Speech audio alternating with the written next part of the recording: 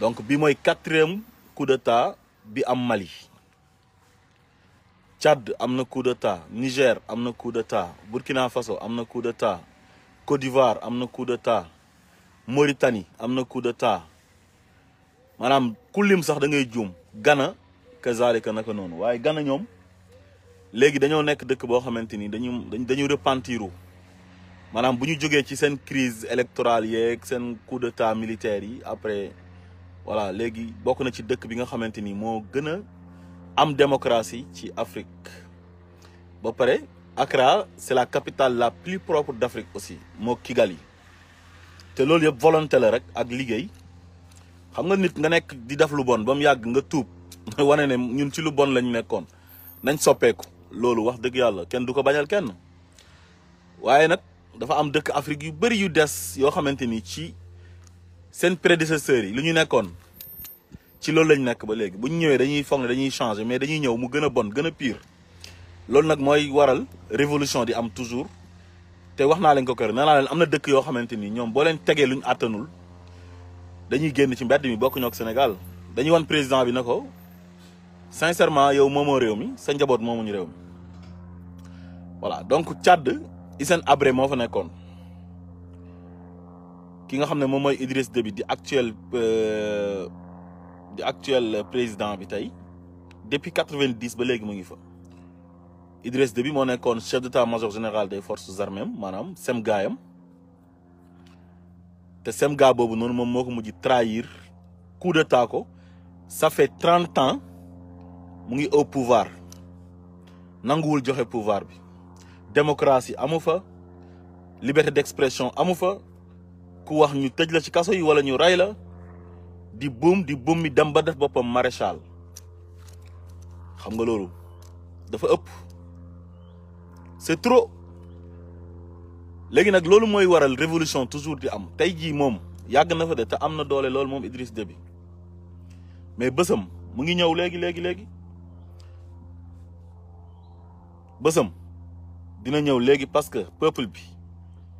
kenn ëpp ko doole kuy jàpp ne yaa ëpp doole peuple bi da ngay nax sa bopp parce que tu as l'armée tu as la police tu as la gendarmerie tu as tout da ngay nax sa bopp. ñu jógee fa Burkina Faso Blaise Compaoré ak Thomas Sankara ñoo fa nekk Thomas Sankara jàpp ne Blaise Compaoré c'est son meilleur pote c'est son meilleur ami loolu la defoon ci boppam ndekete du xaritam mu kuu ko ba pare ray ko kuu ko rek yam ci mais daf ko ray donc moom mu toog fa 87 ba 2015 wala 2016 si je ne me trompe pas ci le peuple bi jëngu moom it mu nekkoon fa am doole yore armée yore police yore gendarmerie y avait pas de démocratie ni de la liberté d'expression kenn du wax ku wax mu jàppale tëj la ci kaso yi loolu moo fa amoon. donc ñooñu it mujj nañ fippu wan ko ne ko carrément moomoo réew mi dañuy rayante ak yow wan la ne la ñun ñoo la teg ci bopp réew mi wala boog ñun ñoo moom réew mi moo fa teg sax boppam parce que dafa coup d'état. loolu mën nañ ko wax tamit Côte d'Ivoire Houphouët-Boigny moom mooy le père de l'indépendance ñu am indépendance 1960 Houphouët-Boigny nekk fa ba 93 mu génn àdduna maanaam dafa dee ci nguur gi dafa toog ba dee 1960 ba 93 léegi ki nga xam ne moom mooy Henri Konan Bédié moo nekkoon président de l'Assemblée nationale bu Côte d'Ivoire comme li Sénégal def ci seen constitution bi rek bu président bi dee wala mu inapte ki koy remplacer mooy le président de l'Assemblée nationale parce que moom mooy deuxième personnalité de l'État léegi Henri Konan Bédié gérer transition bi toog ñu organiser ay élections mu bokk gagner ko par force parce que Afrique boobu gars yi yeewooguñ voilà su fekkee dañoo am ay njiit yoo xamante ni ils sont pas honnêtes nguur rek lañ bëgg te nit ñi yeewooguñ voilà dañuy def lu leen neex léegi la nit ñi yeewu réseaux sociaux am ak yooyu noonu nit ñi xam li xew ci àdduna bi ñu bëri tukki di am opportunité pour di gis réew yi développé yi ni mu mel di ko mën a filmer di mën a wax loolu moo tax ñu bëri commencé di yeewu ni léegi Henri Konan Bédié toog nekk président par force mu toog fa après Robert Gueye ñëw coup d'état ko Henri Konan Bédié 6 ans la fa def 6 ans la fa def Robert Gueye ñëw coup ko léegi bi ko Robert Gueye couwee ñu dawal tuuti organiser ay élections te Henri Konan Bédié boobu noonu gis nga avant Robert Gueye di ko coup dafa xeex Alassane Ouattara parce que Alassane Ouattara il a été premier ministre de Houphouët-Boigny mu xam ne bu bàyyee Alassane Ouattara xam naa moo nekkoon la personne la plus aimée ci ñu doon ànd ak Houphouët-Boigny mu xam ne bu ko bàyyee mu présenté wu mën na ko gagné mu dem def lu ko neex changer constitution bi def ci lu ko neex wane ne daal koo xamante ni yow sa papa du ivoirien sa yaay du ivoirien amoo droit nekk candidat léegi mu xeex Ouattara nekkul candidat mooy comme li Macky Sall def rek ñëw ne ku ñu condamné xaw ma ñaata at ak ay c'est-à-dire ni indi ay affaire am pour bañoon Karim Wade ak Khalifa Sall présenté wu quoi toujours noonu la ñuy def ils sont pas honnêtes ils sont pas de bonne foi léegi Alassane Ouattara Henri Konan Bédié xeex ko ba bokkul moom ci élection yi léegi Henri Konan Bédié toog léegi Robert Gueye coup d'état Henri Konan Bédié Alassane Ouattara génn di cautionner coup d'état bi parce que moom dañ kaa xeex xam nga sa noonu tey bu la teree bokk tey ci benn mbir wala mu xañ la benn mbir bu ko dara dalee yow soo nekkut koo xamante ni da ngay indulgent dëgg da nga ko koy yéene donte nit ku baax warul mel noonu waaye nag comme dañ ko kuuta rayuñ ko rek voilà baax na quoi parce que boobu français yi ñoom ñoo ko ñëw jël si ko ci hélicoptère pour sauver ko sinon gars yi dañ ko doon ray parce que bu njëkk ba coup d'état moom dañuy ñëw ray la moom waaw léegi la coup d'état pacifique rek coup d'état moom masul baax mais léegi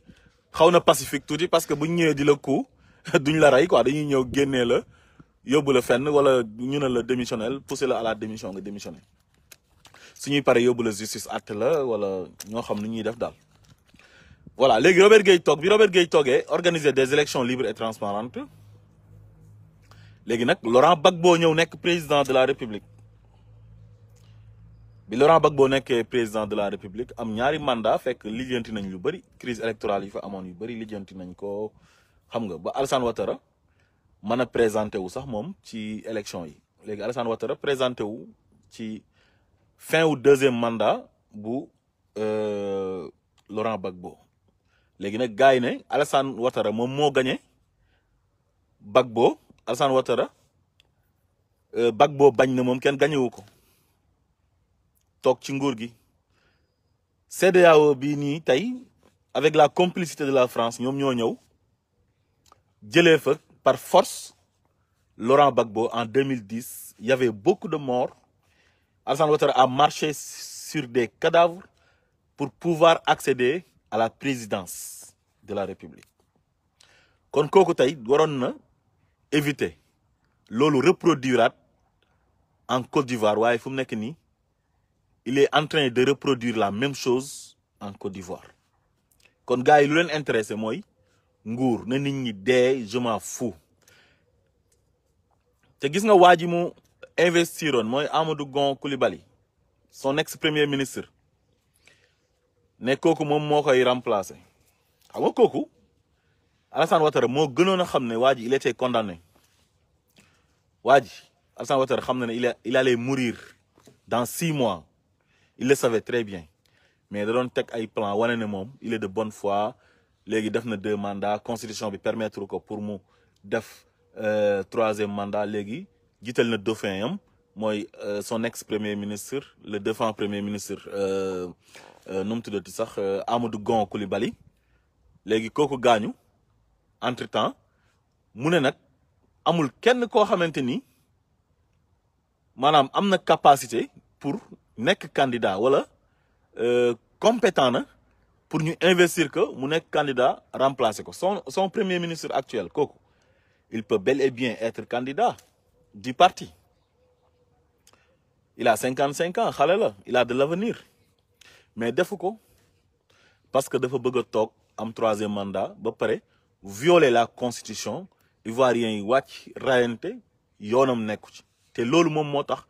moom mu nekk président de la république avant muy nekk président de la république nit ñi dañoo rayante ba pare moom mu soog a nekk président de la république il s'en fout yoonam nekku ci ba pare CEDEAO bi nga xamante ni ñoom ñooy intervenir Mali seen association boobu noonu gars yi sax ñu ngi leen di caricaturer di leen wax ne syndicat des chefs d'État de l'Afrique de l'Ouest mais c'est un syndicat des chefs d'État de l'Afrique de l'Ouest parce que ñoom duñ défendre mukk peuple bi ñoom toujours ñu ñuy défendre mooy seen ay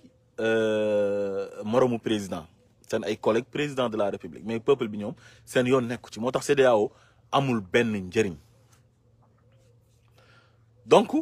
situation boobu moom moo am Côte d'Ivoire léegi mu ñëw comme ni koy moromam yi di defee su amee kenn koo xamante ni mën na la xañ pour nga présenter wala boo demee ñu gagné la day def la même chose comme lu Macky Sall defoon Khalifa Sall def ko Karim Wade fu mu nekk nii dem na lëkkaloo ak ces juges comme dans tous les pays de l'Afrique de l'Ouest rek ku fa toog yaay moom justice bi yaay moom police armée gendarmerie li moom lépp peuple bi moom kenn du leen défendre waaw amuñ kenn ku leen jàppale yow yaay nekk seen demi-dieu waaw yow tu as tous les pouvoirs lu la neex nga def léegi nag moom fu mu nekk nii jël na ki nga xamante ni moom mooy Guillaume Soro nga xam ne sax Guillaume Soro dafa jàpp moom ci xeex bi gars yi doon xeex pour Gbagbo jógee fa Ouattara mën a toog Guillaume Soro daf cee jàpp ànd ak ay rebellam ñëw bokk ci xeex bi ba affaire bi sotti mu def Guillaume Soro premier ministre après mu dem assemblée nationale ak yooyu noonu quoi président de l'assemblée nationale bi mu xamee ne Guillaume Soro nag il a des ambitions présidentielles c'est que commencé créer en collaboration avec sa justice xam nga gars yi ñooy moom justice bi wax naa ko léegi nag ñu lancé ko mandat d'arrêt international gannaaw bi nga xam ne génn na Côte d'Ivoire dem tukki tëj ko 20 ans atte ko tëj ko 20 ans ne ko boo ñëwee ci dëkk bi ñu tëj la ba pare nag ne ko du ñu recevoir waa conseil constitutionnel comme tamit conseil constitutionnel yu nekk Sénégal ak yu nekk Mali ak Afrique de l'Ouest président bi la ñuy àndal lu neex président bi loolu la ñuy def les 5 sages wala les 7 sages xaw ma nag Côte d'Ivoire 5 la am xaw ma 7 waaye en tout cas Sénégal 5 la amoon léegi mu ngi ci 7 sages voilà léegi conseil constitutionnel bi ne léegi accepté wuñ candidature Guillaume Soro léegi Guillaume Soro mënul nekk candidat léegi dàq na ko ci dëkk ba xam nga loolu c'est injuste te yooyu yëpp moom moo am ci Afrique de l'Ouest bi yëpp moo am Mauritanie temps yii nii nga gis ki nga xam ne moom mooy président Abdou Aziz nga xam ne moo nekkoon président xam nga au moins sax Abdou Aziz il a été honnête avec son ami Gozani xaw ma Gouazani waaw mooy président bu bees bu Mauritanie bi Abdou Aziz il a été honnête avec son ami parce que Abdou Aziz dafa àndoon ak l'actuel président Gozani ñu coup d'état Ould Taya Abdou Aziz la woon ak Mohamed Val ak Gouazani bii nii Ould Taya dafa demoon Mauritanie dafa demoon Arabie Saoudite parce que roi Fahad dafa gaañu mu dem jàlle ji Ould Taya bi mu demee jàlle ji gars yi coup d'état ko mu ñëw war a wàcc ñu ne ko non doo wàcc mu wëññeeku delluwaat Arabie Saoudite ba léegi mu ngi foofu noonu fekk Ould Taya yàgg na fa nekk dictateur bu soxor moom tamit parce que moom moo remplacé woon Ould Daddah nekk fa 84 ba 2005 la koy gars yi di soog a coup d'état léegi Mohamed Val ak Abdou Aziz ak Gozani bii nii ñoom ñoo ko coup d'état léegi nag Mohamed Val toog nekk président de transition après ñu nag organiser des élections libres et transparentes c'était la première fois Mauritanie organiser ay élections libres et transparentes ba pare c'était la première fois tamit ñu élire un président démocratiquement muy Sidi Cheikh Abdallah léegi Sidi Cheikh Abdallah ñu fal ko biñ ko falee démocratiquement c'était le premier président élu démocratiquement léegi biñ ko falee yàggul dara mu dawal ay quelques années rek ce même Abdou Aziz moom it ñëwaat ak Gouazini fekk Maouloud Val moom génn na dëkk ba dem na feneen ay Nations Unies wala feneen dem liggéey léegi ñooñu ku Sidi Cheikh Abdallah kuwaat ko ñoo kuwoon Ould Taya ba pare kuwaat Sidi Cheikh Abdallah léegi bu ñu kuwee Sidi Cheikh Abdallah ñoom defuñ li Maouloud Val def organiser des élections libres et transparentes fal benn civil dem mais moom dafa démissionné ci armée bi Abdou Aziz bi mu démissionné ci armée bi après nekk candidat gagné par force parce que ñoom ñooy organiser élection yi Afrique loolu moo fay am gagné par force yow moom boo xasee ba toog ci nguur gi gagné par force rek waaw gagné par force. léegi bi mu gagné par force xëy na nag waxtaan na ak waayam ji parce que ñoom ñaar yàgg nañ parce que Abdou Aziz moom moo nekkoon aide de camp Ould Taya te Gouazani boobu noonu tamit xaritam la xam nga classe am la ci armée bi yàgg nañ ay xarit lañ il a été reconnaissant envers son ami. léegi nag mu wax waa ji na ko man comme léegi élire nañ ma président de la république léegi man je vais faire 2 mandats su ma defee 2 mandats après yow nga ñëw ñu investir la nga nekk candidat wu parti bi nga dem soo demee yow it nga def 2 mandats xam nga lu ñu def noonu baaxul mais au moins Abdou Aziz mënoon na trahir son ami parce que toog na ci nguur gi ba pare mais trahison boobu noonu moom ak colère gi mu doon sàmm ci digganteem ak xaritam boobu di actuel président de la Mauritanie Gouazani colère gi kooku moo ko fecc kooku moo ko war fu mu nekk nii instant bi te Abdou Aziz vraiment il a été honnête avec son ami am reconnaissance moo tax man leen Afrique dafa graaw dafa doy waar gars yi nguur rek moo leen intéressé dara intéressé wu leen séddoo nguur séddoo lépp bu ñu xasee ba accéder au pouvoir ñoom ñooy séddoo ñoom ak seen ay xarit seen ay doom seen ay mbokk seen ay partisans jeex na keneen du bokk. léegi toog na 2 mandats jox xarit bi nag organiser élection gagner élection yi par force comme d'habitude comme ni ma koy waxee rek comme ni muy amee ci pays africain yëpp waaw rawatina Afrique de l'Ouest waaw gagner élection yi par force teg fa waayam opposition bi wàcc police jàpp leen duma yi métti dugal leen ci kaso yi mu jël fen léegi nag waa ji toog Abdou Aziz génn dëkk ba dam voyager def 3 mois ci àll bi pour xam nga bañ ko gêner quoi en tant que ancien président et puis tamit c'est son ami quoi parce que mu ngi xalaat ne su ma fa toogee man naa ko gêner xam nga dina am benn genre complexe affaire yooyu noonu quoi xam nga parce que il vient juste d'être élu quoi kon kooku honnête na léegi nag ci 3 mois yi mu dellu soit bi mu ñëwee mu convoqué waa parti bi pour ñu waxtaan gars yi jàmb ko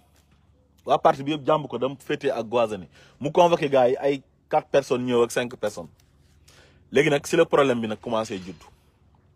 léegi ba fu mu nekk nii mu ngi garde à vue fu mu nekk nii Abdou Aziz léegi xarit bi war na ko trahir na ko te boo moytul dina ko tëj ci kaso gi te honnêteté bi Abdou Aziz am noonu ak reconnaissance bi Abdou Aziz am kii boo moytul du ko am kii boo moytul daf fay def comme ñoom Ould Taya lu ñu def toog fa ay plus de 20 ans bañ a céder le pouvoir boo moytul noonu lay def te moom su defee noonu lu ko ciy fekk mooy li daloon Ould Taya dal Sidi Cheikh Abdallah dañuy ñëw coup d'état ko parce que ay Mauritanie ak ay Mali ak Burkina Faso ak ay Côte d'Ivoire ñoom coup d'état dafa yomb ci ñoom coup d'état dafa yomb ci ñoom donc la même chose tamit moo am Niger moo tax ki nga xam ne moom mooy Mamadou Tandian dem il a été ridiculisé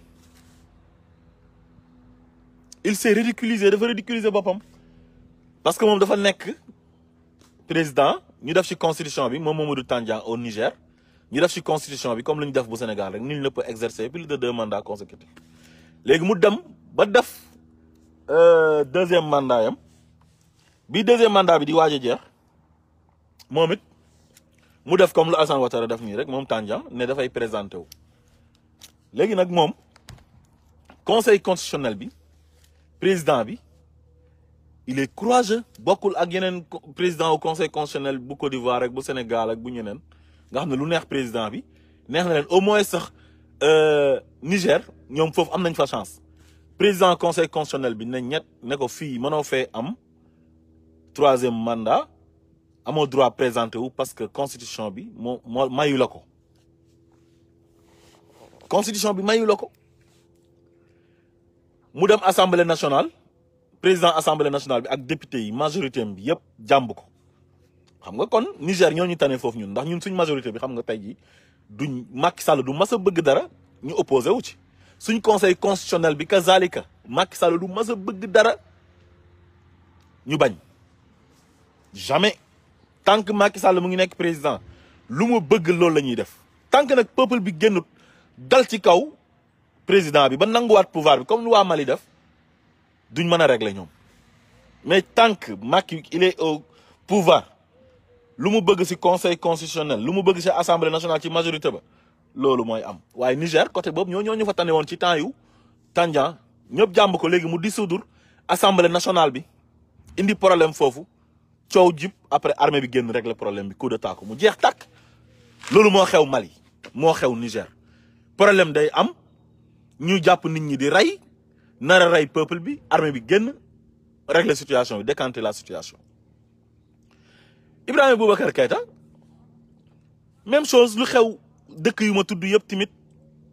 moo xew Mali moo xew Mali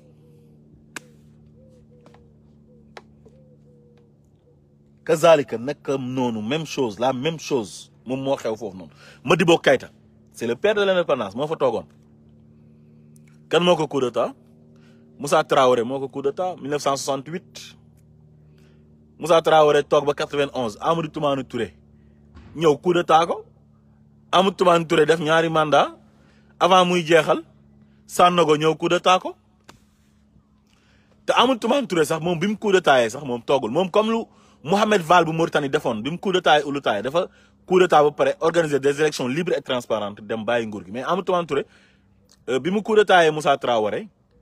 noonu la def après Alpha Omar Konaré ñëw toog bi mu toogee ba pare nag ba jeexal moom ci la Amadou Toumani Touré ñëw nekk candidat après remporter élection yi léegi nag bi mu demee ba 2012 mu desal tuuti ay weer sax foog naa moo ko dese woon moom it ñu coup d'état ko ndax moment boobu noonu la ñu rey Kadhafi rebelle yi jógee ko Libye ñëw dugg ci nord Mali bi jaxase foofu noonu militaires yi amuñ ay armes rebelle yi man lañ après ñoom ñu mer fekk Amadou Toumani Touré moom affaire mënu ci dara dafa toog rek na yàcc na yasar deful benn effort gars yi mer coup d'état ko moom sax dañ ko bëggoon a jàpp ray ko moom mu daw xam nga gars yi waa GIGN gendarmerie mooy GIGN mooy GIGN bu gendarmerie bu gendarmerie bu Sénégal seen GIGN bi ñoom ñoo dem jëli ji ATT yóbbu ko Dakar rawale ko noonu la demee mooy groupement d'intervention de la gendarmerie nationale GIGN bu Sénégal kon Sénégal donc yàgg na moom it di intervenir pour jàppale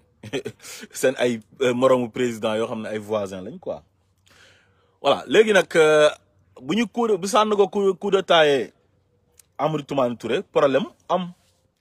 nga gis ay Dionkunda nekk fa armée bi seen bopp ay béret rouge ak béret vert am problème affaire bi xaaj xam nga mu am benn crise bu métti mais finalement gars yi lijjanti nañ ko ba organiser élection après IBK ñu fal ko bi ñu ko fale mu def mandat premier mandat deuxième mandat yam bi nag gars yi nag vraiment nee nañ ñoom dañoo sonn parce que gisuñ seen bopp ci nguur gi mooy comme li am fépp da ngay ñëw toog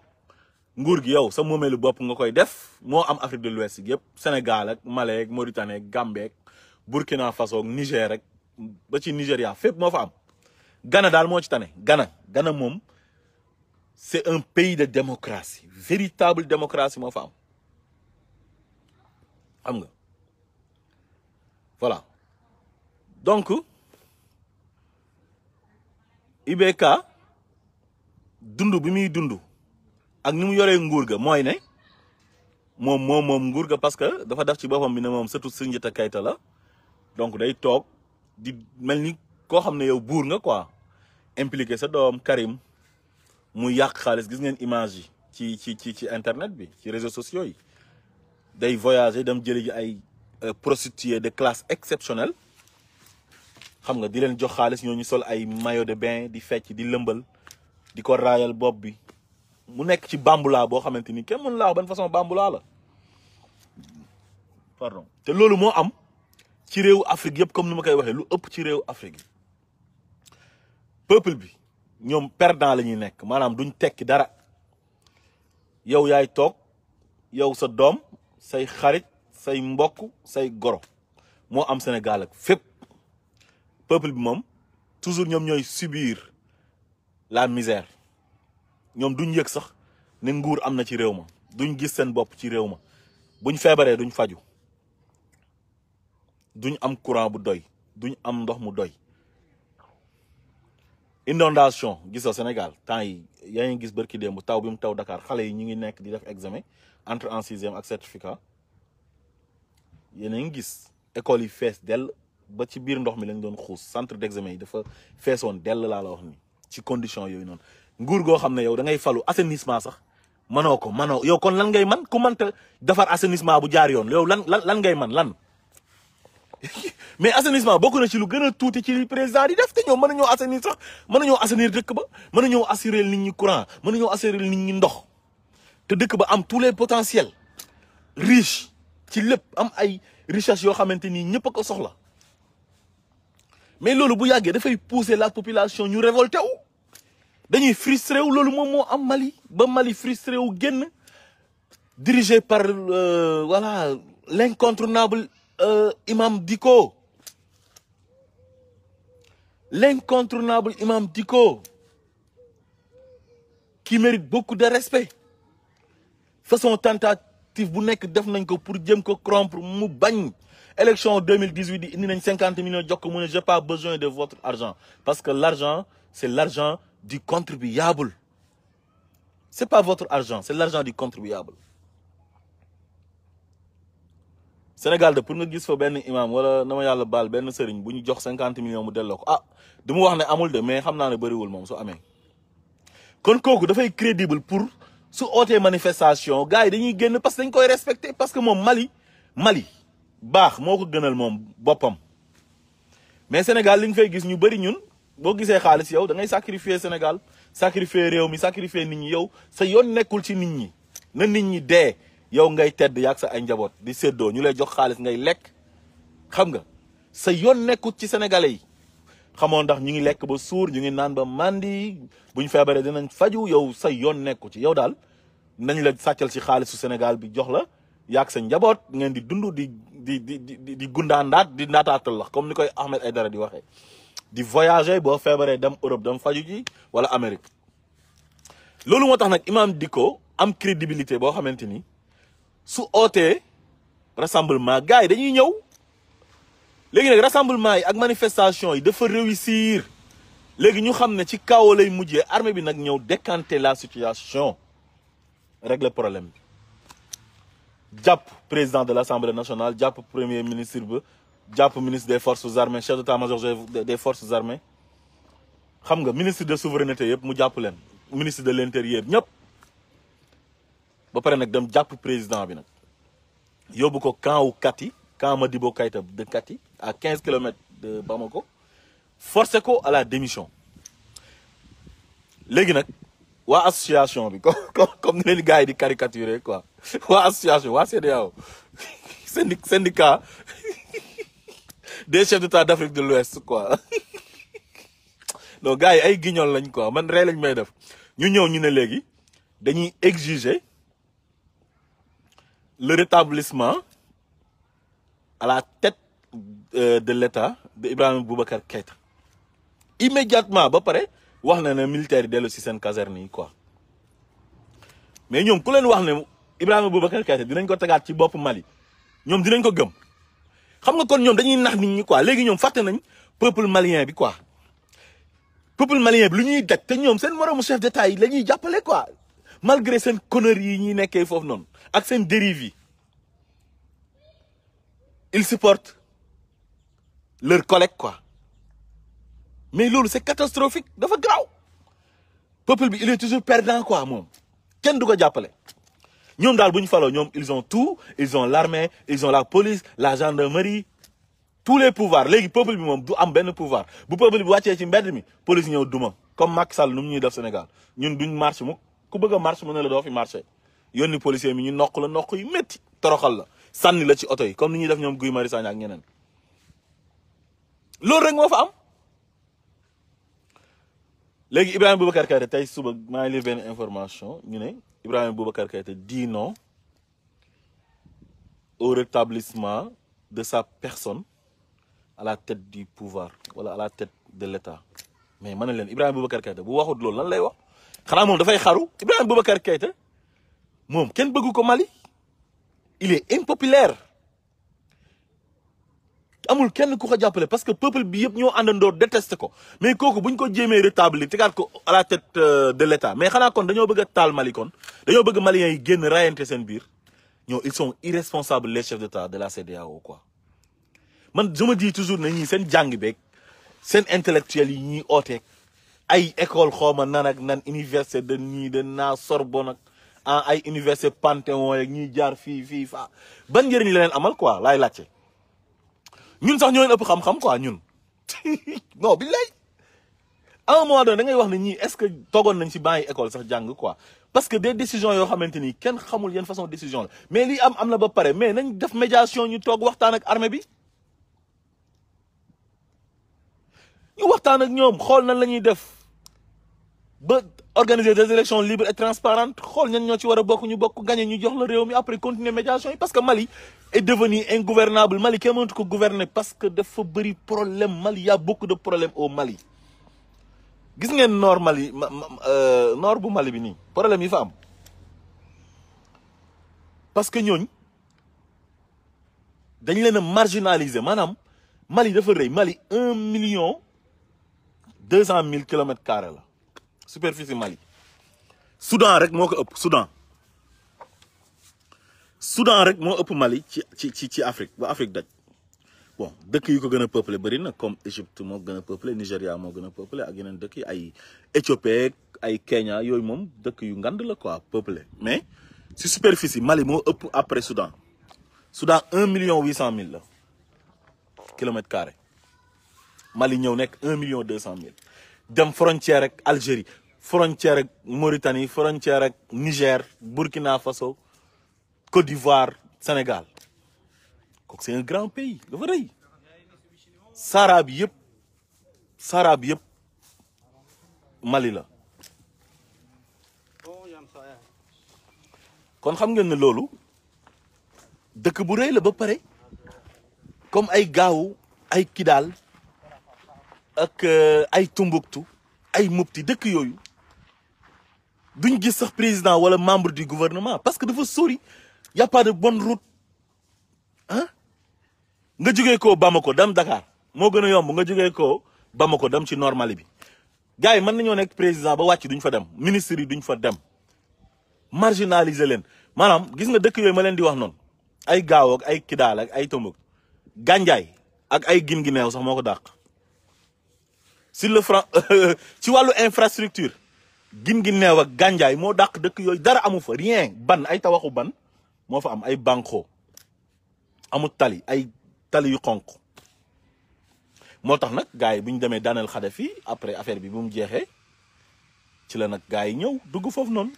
ñooñu ay mercenaires u Kadhafi la ñu woon mooy waa AQMI Al-Qaïda au Maghreb islamique xam nga ay Azawad ay Ansaaru Diin ñu ñëw ne dañoo bëgg indépendance léegi nag France du nangu loolu parce que France dafa am ay intérêt Mali te xam nañ ne Mali mënu ñëw gérer nord bi te foofu dafa riche nord Mali bi dafa riche lépp a nga fa yow li gën a baax rek laa la wax mooy désert bi gis nga désert bi ñëpp a ko soxla parce que mën nañ fa def ay centrale solaire lu nekk mën nañ ko fa def ba pare am na pétrole am diamant am or am zircon am uranium lépp fa am yaa tout léegi France dina bàyyi rebelle yi ñu dem di nangu ji foofu noonu te ñooñu bu ñu nangoo foofu ñooñu duñ collaborer ak France parce que gëmuñ ay France faalewuñ ñooñu dañ leen a contre léegi nag comme France nag c'est une grande puissance ba pare mooy ancienne colonie bi mais nan lay def day ñëw récupérer ko doomam yi di fa dee moom yoonam nekk fi mais intérêt ma nga fa instant bi ñoom ñoo nekk nord Mali ñoo ko moom daanaka ñoo ko coloniser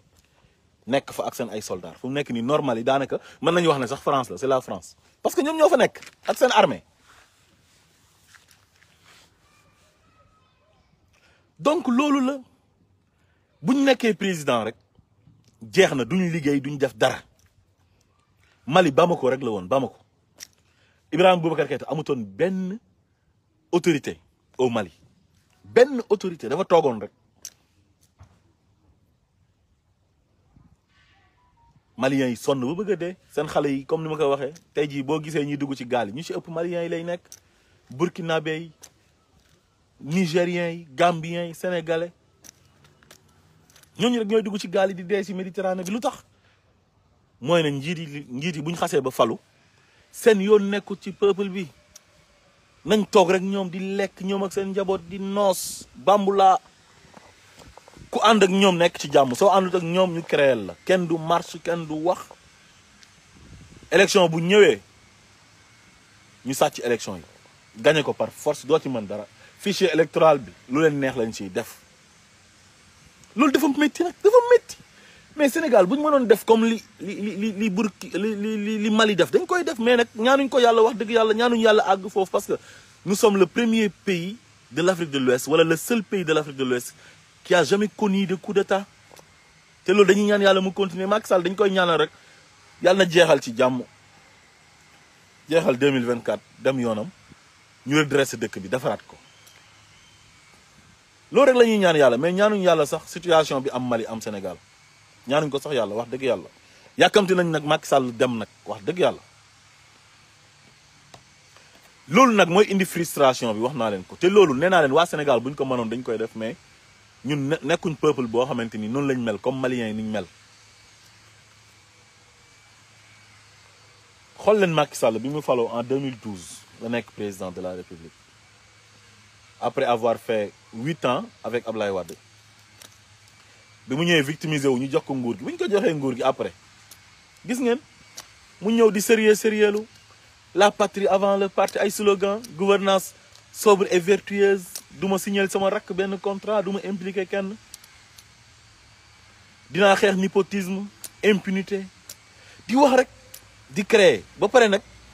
di ñu jéem a nax quoi ak éléphant blanc yam benn éléphant blanc la ñu digoon quoi éléphant blanc bi xam ngeen mooy lan mu ñëw mu ne j'ai été élu pour 7 ans mais je vais faire 5 ans je vais réduire le mandat à 5 ans ñëpp applaudir ko quoi mu dem France 24 wax ko fa dem ci les rencontres les plus solennelles quoi Afrique Union africaine ay CEDEAO ñëpp di ko tàccu na non lii moom masul am Afrique de l'Ouest quoi président bu ñu fal 7 ans mu ñëw ne 5 ans lay def non vraiment Macky Sall il est exceptionnel hein il n'est pas comme les autres quoi ndeke waa ji daf ñuy nax quoi nax wallahi mu toog nag ba 2016 ba xam ne affaire bi jege si na nag gars yi mi commencé ko influencer ne ko non président parce que nguur sacerdoce la war a nekk mais ñoom jàppee wuñ ko loolu xam nga la lañ jàppee nguur noos quoi ñoom pour ñoom nguur da ngay ñëw di nguuru quoi di noos léegi gars yi mi ay ñoom Moustapha Cissé Lo ñëw na ko non 7 ans lañ la falee doo fi def 5 ans te bi muy def promesse boobu ñu ngi ànd ak moom di ko tàccu de mais biñu demee ba dëgër ba xam ne nguur gi dëgër na te fu mu nekk nii 5 ans yi tuuti moo ci des te loolu risque la mën nañoo dem xam na ne waa ji commencé na am commencé na impopulaire populaire tut popularité bu mu amoon amatu ko gars yi na ko loolu wóorut sa waay si loolu wóorul bul dugg ci lool léegi nag mu dem nag làqatu ji ci juróom-ñaari sage am yi temps yii sax foog naa juróomi sage la woon quoi paa yi magistrat yi màgget yi nga xam ne ñoom moom dañ leen di manipuler rek di bës nii bouton ay marionnette quoi ku nekk président rek yow la ñuy àndal loo wax ñu ne baax na ñoom daal duñ féetee ci peuple bi mukk ak ñoo bëgg lu yomb xaw ma kañ la ñuy am ay nit ñu mel noonu quoi billahi ay nit ñoo xam ne bu laajee ñu féetee peuple bi quand il s'agit de se ranger à côté du peuple ñu dem ranger wu ci côté peuple bi wax président bi dëgg façon nit ñun xaw ma kañ lañ leen di am quoi ñun daal ñun Sénégal xaw ma lu ñuy daal mais ñàkk nañ chance lool ñun daal corrompre nit ah yomb na ci ñun nit ki tamit ñu corrompre ko moom it mu nekk corrompu c'est dafa facile bañkat dëgg quoi koo xam day bañ patrie bi jaral ko bakkanam mu sànni intérêt mi milliards yeeg kër yeeg xaalis yi privilège yi oto yu rafet yi sànni fële ne je m'en fous de ça man réew mi ma gënal quoi ak peuple bi kañ la ñuy am façon nit ñooñu ma ñëwaat ci Macky mu dem ci juróomi sage ya ba mu demee gars yi lan lañ ko wax ne ko ñun dañoo incompétent quoi joxe seen avis ne dañoo incompétent ba pare ne ko juróom-ñaari at lañ la faloon ñun suñu yoon nekk ci quoi gis nga ñu dégager seen responsabilité mais ana moral ak éthique ana kaddu te yàlla wax na wa awfu bil ahdi innal ahda kaana mas'uula soo xasee ba joxe sa kàddu ba pare loolu kóllëre la boo dee ëllëg dañ la koy laaj boo dee ëllëg dañ la koy laaj mais nag mu def lu ko neex toog continuer di ñu toroxal bu ñu bëggee marche mu ne non marche du fi am bu gars yi wàccee mu duma leen jël jël ay milliards def ko ci référendum yi di caaxaan ba pare forcé c'était la première fois sax te référendum dafa war a plébiscité maanaam dafa war a dem ba 98% comme bi Abdoulaye Wade defoon en 2001 Abdoulaye Wade bi mu defoon en 2001 ñëpp a ci d'accordoon oui bi remporté à 98%. Macky Sall nag moom dafa ñëw proposer référendum ñu xam ne kii dafay naxanteeg ñun juróom-ñaari atam yi rek la bëgg a defar moo tax gars yi ne non campagne yi noo am waa Y'en a marre jóg ñëpp jóg ay defar Sénégal ak xam nga mouvement yëpp société civile bi ñëpp jóg mais référendum bi amul sens moom nag mu jóg moom contrecarré gars yi di campagne président buy campagne ci référendum. am na benn jour dama doon dem Kaolack cortège am bi ñoo toppalante nii man ak moom boobu yoonu Kaolack bi Fatick Kaolack dafa amoon problème ma teggi di jaar jaxaaw léegi fekk moom ci campagne bi doon def ci référendum jaxaaw la doon dem dafa jógee Fatick di dem jaxaaw ñoo toppalante nii man ak moom ci cortège am biñ ñëwee ba jaxaaw ñoom ñu dugg tourné nekk fa di comédie di show man ma continué man dem sama yoon jaar Gossas dem Kaolack ma ne xoolal comédiens yi quoi le président ak xaritam yi gaayam ñoom ñëpp a yem ils sont pareils faale ma leen sax dem sama yoon man affaire yi ay caaxaan ñun réew mi lañ bëgg ñun duñ foowee réew mi ñun dañoo bëgg réew mi te ñoom dañuy foowee réew mi ñoom bëgguñu réew mi dañuy caaxaan lu toll ni réew ñu jox la ko nga koy caaxaane di ci fo di comédie man non ñi dañoo mérité sax perpétuité ñu tëj leen à vie ay Macky Sall ak ay IBK ak ay Ouattara ñoom ñëpp prison la ñu waroon a nekk à vie ba dee ci kaso ga parce que haute trahison la ñuy def dañuy trahir peuple bi léegi mu def ay milliards ci référendum bi toog 7 ans yam jël fichier électoral bi def ci lu ko neex opposition bi soxla ko mu ne kenn du ma ko jox kenn mënu leen ci tous teg Aly Ngouille Ndiaye ministère de l'intérieur préparé ay élections yam jàpp Khalifa Sall tëj exilé Karim Wade jël 50 milliards changé carte d'identité yi te jaru ko woon carte d'identité yi Abdoulaye Wade defaroon 2006 loolu mënoon nañ ci voté ñun parce que amutoon dara lu muy précipité ci carte d'identité CEDEAO mais boobu il fallait mu def ko jaral na ko parce que dafa bëgg a sàcc élection yi ci carte defaru carte d'identité yi lay mën a sàccee élection yi mu def ci 50 milliards ñun jotuñ suñu carte ñi nga xam fi nga xam ne favorable lu fa mu xañ leen seen ay carte fi mu favorable mu jox leen seen ay carte sàcc élection yi voté loo ay xale ñi am na ñoo xam ne dañuy war a voté comme par exemple Dakar ñu yóbbu la Ziguinchor wala nga war a voté Ziguinchor ñu yóbbu la Kolda wala nga war a voté Kolda ñu yóbbu la Richard Toll doo ci mën dara du la ko jaral da nga naan man daal jaraluma ko quoi dafa sori système boobu la teg sàcc élection yi def lu ko neex organiser fi lu ne ay parrainage pour caler gars yi def ay affaire am manigancé ay affaire am pour élection 2019 yi parce que il fallait mu toog 7 ans pour am jot boobu noonu ci 2 ans yi desoon mu am jotu sàcc parce que sàcc bi tamit du yomb dañ koy préparer processus lay nekk quoi day am procédure voilà noonu la demee ci 2 ans yi si la def yu bonam yu mu def yëpp avec la complicité de son ministre de l'intérieur Aly Ngouille Ndiaye organiser fi parrainage par force kenn mënu ci dara gars yi voté ko majorité bi ñoom lañu àndal assemblée nationale mu jàll par force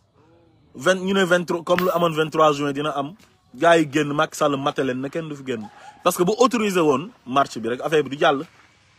comme Abdoulaye Wade nu mu defoon dafa autorisé marche bi moo tax affaire bi mujjul jàll léegi nag ci loolu la jàngee ne lii su ma comme Abdoulaye Wade dafa autorisé woon marche affaire bi jàllut kon man su ma ko autorisé rek affaire bi du jàll lu ma am du ma ko bëgg quoi mu wàccee police gendarmerie voilà ñooñu président bu ñëw yow la ñu àndal peuple bi ñoom mbalit lañ leen di jàppee quoi tekkiwuñ dara peuple bi tekkiwul dara ci ay gendarmerie ak ay police ak ay armée bi ñoom seen yoon nekkul ci peuple bi ñoom président bi rek lu mu bëgg loolu lañu bëgg voilà gars yi wàcc mu duma ñëpp jàpp tëj ci kaso yi ñi mu dóor leen ay garde à vue après voilà jeex na loi ba jàll mu éliminer Malick Gakou éliminer ay ñoom Abdoul Mbaye toroxal leen gor yi nga xamante ni ay Abdoul Mbaye nekk ancien premier ministre xam nga il est charismatique quoi am charisme pour nekk candidat Abdoul Mbaye moo nañ ko bàyyi mu nekk candidat Malick Gakou nekk candidat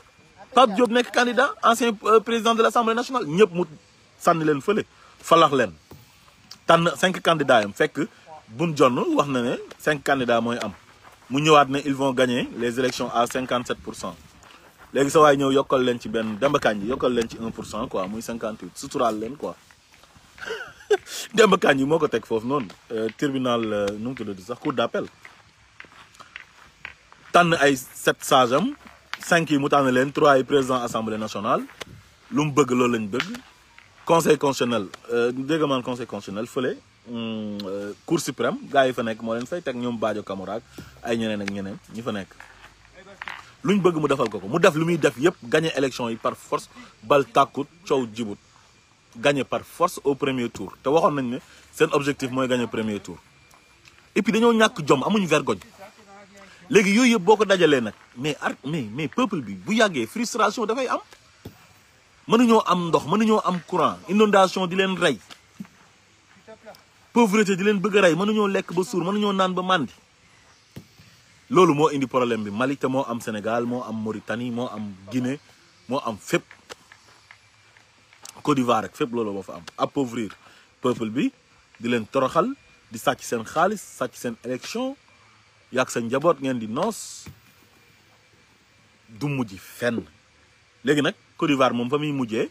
Guinée fa muy mujjee Mali fa muy mujjee mooy armée bi mooy ñëw coup d'état dëkk ba tàkk nit ñi dee ñun nag foofu lañ amee sutura yàlla suturaal nañu ba yooyu du fa am parce que Sénégalais dafa tolérant quoi dafa mën a muñ loo ko teg rek daf naan la yàlla baax na léegi mu jeex xam nga ñu dañoo am ay expression yoo xamante ni dafa yomb quoi yàlla baax na ay njëriñ loo fekkee jaru ko léegi mu jeex nañ ko bàyyi rek mu def ndeysaan lii léegi mu jeex jaru ko xam nga léegi nag Macky moom ci sentiment yooyu noonu ak ñun suñu mentalité boobu moom noonu lay diriger di def maa tay lu ko neex mu def waaye nag ci embargo bi nga xamante ni waa CEDEAO ñu ngi ko embargo waa Mali def na fa lu rafet parce que défendre na waa peuple Mali bi quoi nee na wax dëgg yàlla Mali seen denrée de première nécessité yi ci ëpp Dakar lay jógee ko xam nga ci portu Dakar parce que Mali amut port donc bu ñu leen embargoé xam nga voilà du baax ci ñoom quoi vraiment foofu moom def na fa lu rafet quoi Macky Sall waaw sa lu rafet loolu nag continué ko ba 2024 nga may ñu quoi ay 3e mandat yooyu di fi am de ba pare bon je félicite le courageux l'actuel président Embalo de la Guinée-Bissau l'actuel président de la Guinée-Bissau Embalo il est courageux il est honnête parce que wax na wax boo xamante ni ñu ko ñemee wax ci chef d'état africain yi bëriwul bi waa CEDEAO nee na ñi nga xam ne dañuy def ay putsch ñoom it loolu putsch la ñuy def 3e mandat forcé c'est des putschistes comme militaires yi rek nga xam ne sa constitution dañ fay def ñaari mandat nga ñëw tripatouiller constitution bi def lu la neex am 3e mandat bokk gagné par force te gars yi bu ñu xasee ba ñu recevoir seen candidature dañuy gagné par force xam nga Macky Sall mi bu waxoon day def 3e mandat ñu recevoir candidature am mais il va gagner les élections par force Ouattara mii bu jàllee day gagné bu fekkee Côte d'Ivoire moom dina tàkk moom dina ko def parce que commencé na tàkk nit ñaa ngay dee waaw mais bu ñu xasee ba recevoir sa candidature na la yow candidat nga mais da ngay gagné par force kenn du la gagné loolu moo am Afrique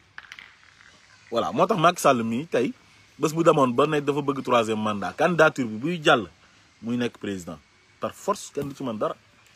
waaw boobaa nag xanaa sénégalais yi nag xanaa suñ passivité bi boobaa dinañ ko wàññi nag souvent xanaa dinañ suturaal suñu bopp génn ci mbedd mi bañ as tuut bopp suturaal suñu bopp sagal suñu bopp ci kanamu suñu naataango yi suñu dëkkandoor yi ay Malek ay Guinée dégg naa Guinée yi dañuy wax sax ne ñun dañoo tàppet dama am sama benn xarit boo xamante ni il est originaire de la Guinée quoi mais il n'est pas né là-bas ñoo bokk dëkk Kaolack sama xarit la benn cousin moo jógee Guinée ñoo fekk ko Kaolack seet si ko quoi ne ko yéen sénégalais vous êtes peureux quoi yéen ay tapet ngeen quoi yéen nguur gi da leen di teg lu nekk du ngeen nangoo génn bu gars yi ootee manifestation du ngeen génn waaye Guinée gars yi dañuy génn di rayante ak policiers yi di waaye battre le macadam affaire bi sax sap tàng mais yéen vous êtes des tapettes quoi ñemewu leen waa ji nee na dafa ruus moom sëgg di okk ndong bi quoi te loolu mooy dëgg suñu réew jaraluñu dara surtout la génération 90 ba 2000 ñoom moom màcc ay tuñ lañ fi nekkee xeesal dem si Wally Seck génne ay expression nekk ci TikTok bi yëfu ñàkk fayda yooyu daal ci lañ nekk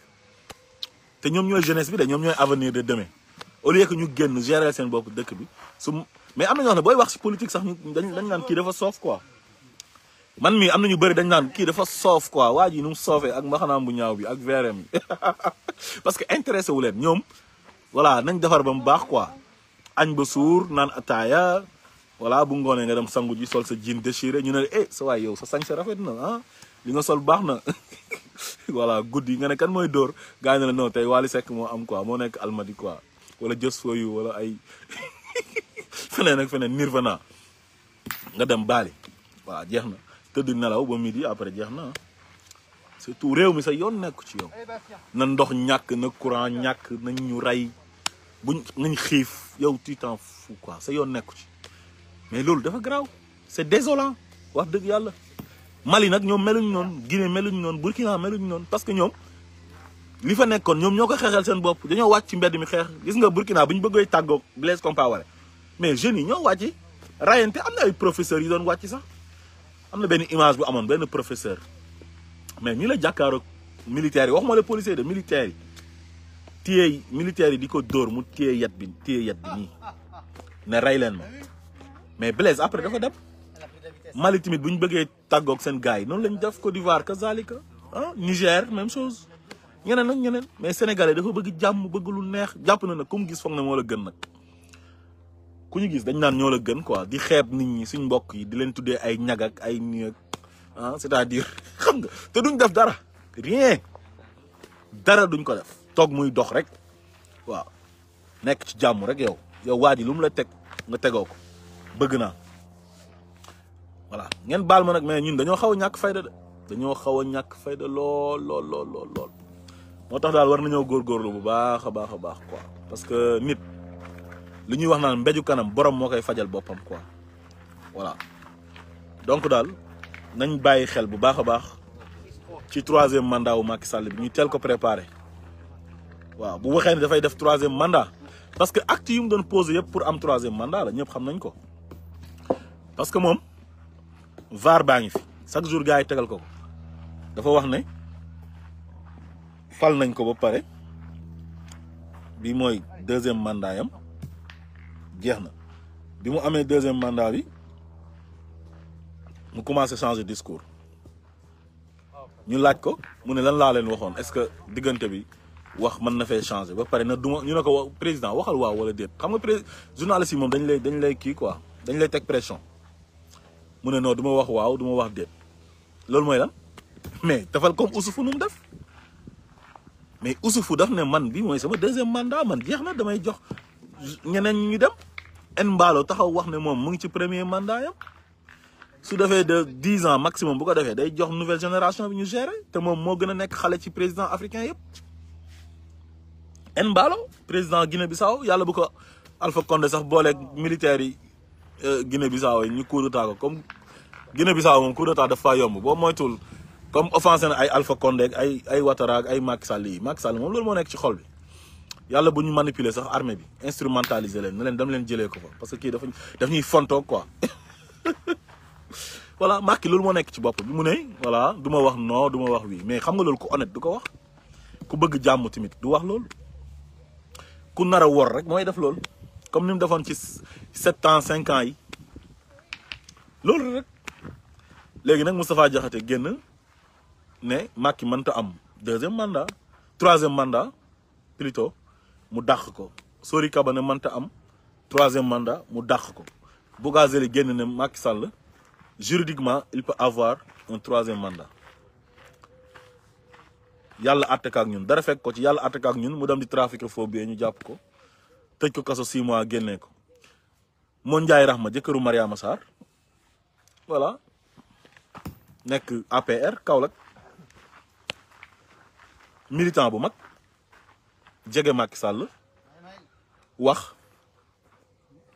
ne Macky Sall mën na am 3e mandat dara fekk ko ci ñii wax ne mën na am 3e mandat yëpp dara dalul leen ku wax ne mënta am ñu dagg sa bopp dàq la par force terroriser gars yi nag ba kenn ñemeetu la wax fu mu nekk ni gars yi boo leen invité ci rajo wala télé si coulisses yi lañ lay waxee ne sa waay ma laaj ci 3e mandat bi quoi. am na sama benn mbokk Ibrahima Ndoye ministre conseil la quoi ancien journaliste RTS mais moom toog na fii ñu laaj ko si am na benn presse en ligne bu ko doon interviewé je pense que Seneweb la ne ko loo xam ci 3e mandat bi mu ne sa waay xanaa da ngaa bëgg ñu dàq ma voilà mu ngi noonu moo tax nag ñun ñu xam ne actes yi muy posé yëpp parce que xam nga ku ñëpp xam foo jëm doo gaaw a àgg loolu la gars yi wax ñun nag xam nañ fu mu jëm kon nañ ko koj mu bañ a gaaw a àgg waaye nag li xew Mauritanie ak li xew Mali nar a xew Côte d'Ivoire nar a xew Guinée na ko servir de leçon man foog naa Guinée ak Côte d'Ivoire moom ay bombe à retardement moo fa am